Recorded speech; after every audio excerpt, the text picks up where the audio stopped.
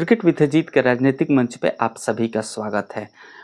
NDA के लिए सबसे बड़ा मुद्दा जो था वो 2023 के इलेक्शन में वन नेशन वन इलेक्शन का था और इसको मैनिफेस्टो में भी दर्शाया गया था कि यदि हमारी सरकार बनती है तो संसद में हम ये जरूर पास करेंगे और पूरे ही भारत में वन नेशन और वन इलेक्शन हम करा के ही रहेंगे।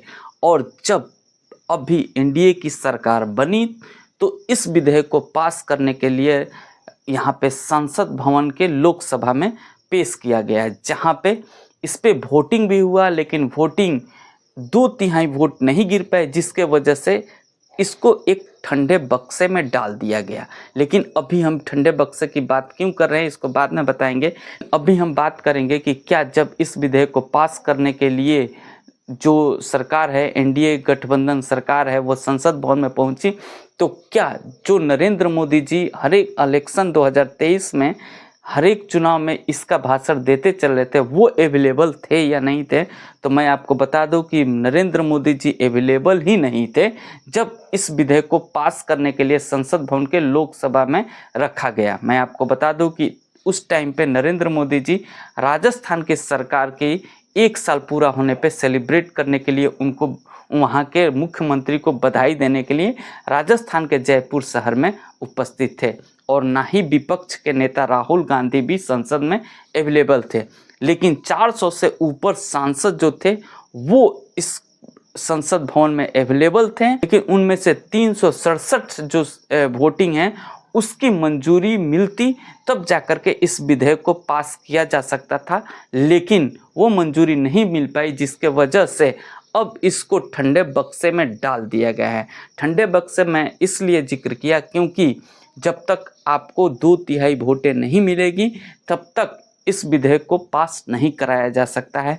और जो ये एनडीए सरकार आस लगा के बैठी थी कि हम अपने इस 2024-25 की जो सरकार बनी है उसमें हम इस विधेयक को पास करके वन नेशन वन इलेक्शन का हम करवा के ही मानेंगे, वो अब लगभग ख़त्म हो चुका है। लेकिन चलिए हम बात कर लेते हैं कि क्या ये भारत के लिए कभी हुआ है, क्या एक ही साथ में सारे चुनाव करवाए गए हैं। तो मैं आपको बता दूं कि जब भारत 1950 में गणतंत्र देश यहाँ पे बनाया गया था तब उस टाइम पे 1951-52 से लेकर के 1966-67 तक वन नेशन वन इलेक्शन कराया गया था, जहाँ पे 4 बार चुनाव कराया गया था। लेकिन धीरे धीरे राज्य बढ़ते गए और इसी के वजह से ये जो है उसको अब तोड़ दिया गया और फिर अलग अलग राज्यों में अलग अलग तरह से चुनाव करवाए जाने लगे और फिर अलग अलग चुनाव वहीं से बट गया। लेकिन शुरुआत के जो 4 बार के इलेक्शन है उसमें इसको करवाया गया था। अब चलिए बात कर लेते हैं कि आखिरकार ये वन नेशन वन इलेक्शन होने से भारत के इकोनॉमी के ऊपर में क्या असर पड़ने वाला है। तो मैं आपको बता दूं कि यहाँ पे जो इकोनॉमी के ऊपर असर जो पड़ने वाला है वो गोविंद कमेटी के रिपोर्ट के मुताबिक एक देश एक चुनाव में यदि होता है तो भारत के जीडीपी में 1.5% की यहाँ पे बढ़ोतरी देखी जा सकती है, जिसे 2023-24 में 4.5 लाख करोड़ रुपए बताया जा सकता है। तो ये उतना बड़ा फर्क पड़ सकता है। अब हम बात कर लेते हैं कि वन नेशन वन इलेक्शन का निवेश करने वालों पे क्या प्रभाव पड़ने वाला है। तो देश में वन नेशन वन इलेक्शन से मैं आपको बता दूं कि यहाँ पे 0.5% जो है वो निवेश बढ़ सकता है। इसलिए बढ़ सकता है क्योंकि हर एक बार अलग अलग राज्यों में चुनाव होता ही रहता है, तो इससे निवेशक भी हैं वो भी डरे रहते हैं कि आखिरकार हम निवेश करें या ना करें। क्या हम निवेश जिस सरकार के बनने के ऊपर में कर रहे हैं यदि वो नहीं बना तो कहीं हमारा निवेश जो है वो लॉस में ना बदल जाए, इसलिए भी निवेश जो है वो नहीं बढ़ पाता है। लेकिन यदि वन नेशन वन इलेक्शन हुआ तो 0.5% निवेश यहाँ पे बढ़ सकता है।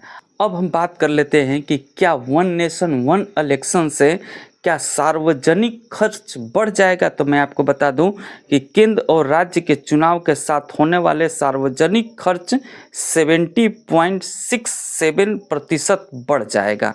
अहम बात ये है, राजस्व के बावजूद पूंजीगत खर्च बढ़ जाएंगे।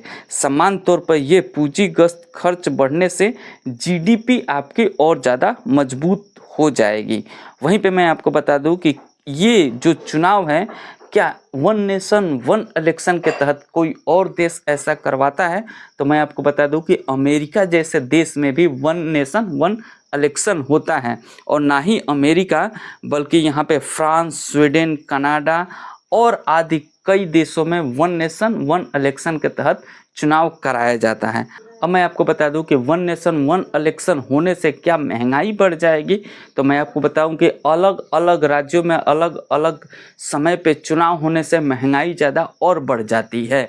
लेकिन यदि वन नेशन वन इलेक्शन होता है, यानी एक साथ एक देश में चुनाव होते हैं, तो महंगाई दर लगभग 1.1% घट के कम हो जाएगी। तो कहीं ना कहीं फ़ायदा तो है ही वन नेशन वन इलेक्शन कराने का, लेकिन इससे विपक्ष के ऊपर में क्या प्रभाव पड़ेगा वो भी मैं आपको बता देता हूं कि आखिरकार विपक्ष जो है वो वन नेशन वन इलेक्शन क्यों नहीं कराना चाहती है।